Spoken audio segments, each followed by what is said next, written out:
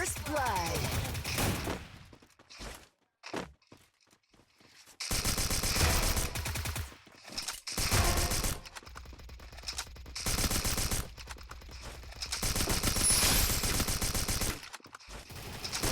Double kill.